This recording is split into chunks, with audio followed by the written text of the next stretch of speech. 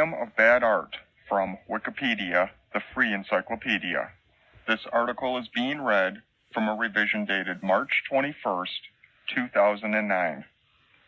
The Museum of Bad Art, MOBA, is a privately owned museum whose stated aim is, quote, to celebrate the labor of artists whose work would be displayed and appreciated in no other forum, end quote. It has two branches, one in Dedham, Massachusetts, and the other in nearby Somerville. Its permanent collection includes 500 pieces of, quote, art too bad to be ignored, end quote, 25 to 35 of which are on public display at any one time. MOBA was founded in 1994 after antique dealer Scott Wilson showed a painting he had recovered from the trash to some friends who suggested starting a collection.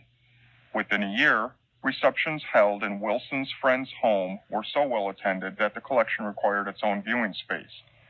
The museum moved to the basement of a theater in Dedham.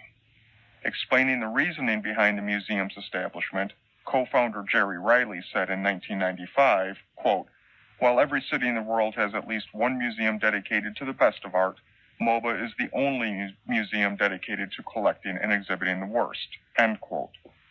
To be included in the museum's collection, works must be original and have serious intent, but they must also have significant flaws without being boring. Curators are not interested in displaying art that is deliberately kitsch.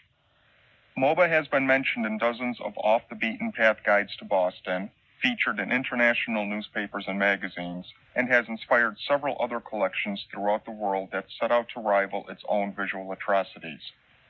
Deborah Solomon of the New York Times Magazine noted that the attention the Museum of Bad Art receives is part of a wider trend of museums displaying, quote, the best bad art, end quote.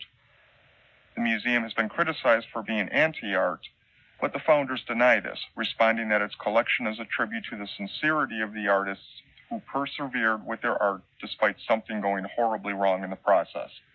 According to co-founder Marie Jackson, quote, we are here to celebrate an artist's right to fail gloriously, end quote.